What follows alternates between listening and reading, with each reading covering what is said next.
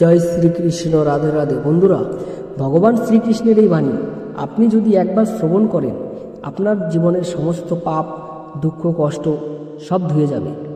চলুন বন্ধুরা, শুরু করি।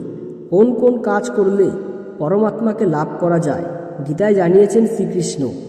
কৃষ্ণের কথায় ভগবানই সবাকার আদি, অর্থাৎ মহাকারণ তার আদি কেউ নেই। তিনি নিত্য সদাই অবস্থিত। সনাতন ধর্ম অবলম্বীরা গীতাকে ভগবানের মুখনিষিদ্ধ বাণী মনে করেন। মানব ধর্ম, দর্শন, সাহিত্যর ইতিহাসে গীতা এক বিশেষ স্থানের অধিকারী। গীতার কথক শ্রীকৃষ্ণকে হিন্দুরা ভগবান রূপে পূজা করেন।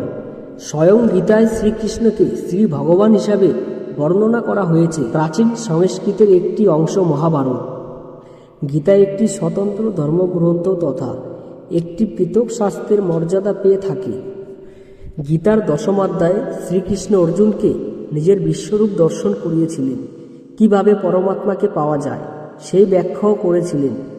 তিনি দশম অধ্যায়ে তৃতীয় শ্লোকে শ্রীকৃষ্ণকে বলেছিলেন, যিনি আমাকে অজ অর্থাৎ জন্মরহিত, অনাদি এবং সর্বলোকের মহেশ্বর বলে তত্ত্ব জানেন। মনুষ্যর মধ্যে জ্ঞানবান সেই ব্যক্তি সর্বপাপ থেকে মুক্ত। শ্রীকৃষ্ণ বলে গিয়েছিলেন, ভগবান তার যোগমায়ার মাধ্যমে জন্মরহিত, অন্য জীবেদের ন্যায় তার জন্ম হয় না। কৃষ্ণের কথায় ভগবানই সবাকার আদি, অর্থাৎ মহাকারণ তার আদি কেউ নেই। তিনি নিত্য এবং সদাই অবস্থিত। অন্য পদার্থের মতো কোনো কাল বিশেষ তার আরম্ভ হয়নি।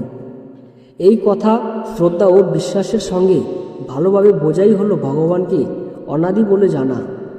ঈশ্বর বাচ্য যত ইন্দ্র, বরণ, যম, প্রজাপতি ইত্যাদি লোকপাল আছেন, ভগবান তাদের সকলের মহেশ্বর। তিনি সবকার নিয়ন্তা, প্রেরক, হর্তাকর্তা, সর্বপ্রকারের সকলের ভরণ পোষণ ও সংরক্ষণকারী, সর্বশক্তিমান পরমেশ্বর।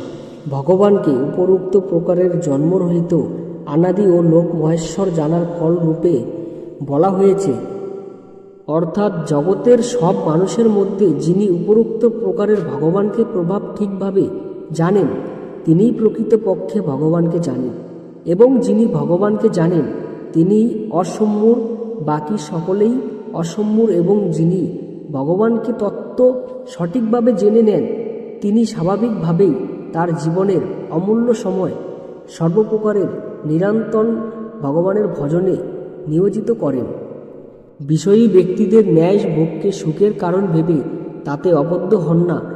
তাই তিনি এহজন্ম ও পূর্বজন্মের সর্বপ্রকারের পাপ থেকে সর্বত্রভাবে মুক্ত হয়ে সহজেই পরমাত্মাকে লাভ করেন। গীতাকে ভগবানের মুখনিষিদ্ধ বাণী মনে করেন। গীতার কথক কৃষ্ণ হিন্দুদের দৃষ্টিতে ঈশ্বরের অবতার, পরমাত্মা স্বয়ং। তাই গীতায় তাকে বলা হয়েছে শ্রী ভগবান। গীতাকে গীতা উপনিষদ বলা হয়। ভগবদ্গীতার রচনাকাল সম্বন্ধে অনেক রকম মতামত রয়েছে। ইতিহাসিকেরা এই গ্রন্থের রচনাকাল হিসাবে খ্রিস্টপূর্ব ৫ম থেকে ২য় শতাব্দী পর্যন্ত যে কোনো সময়ের মধ্যে হতে পারে বলে অনুমান করেছেন। জয় শ্রীকৃষ্ণ। রাধে রাধে। বন্ধুরা, আপনাদের যদি আমাদের ভিডিওটি ভালো লাগে একটি লাইক এবং সাবস্ক্রাইব করে কমেন্ট করে জানাবেন। জয় শ্রীকৃষ্ণ। রাধে রাধে।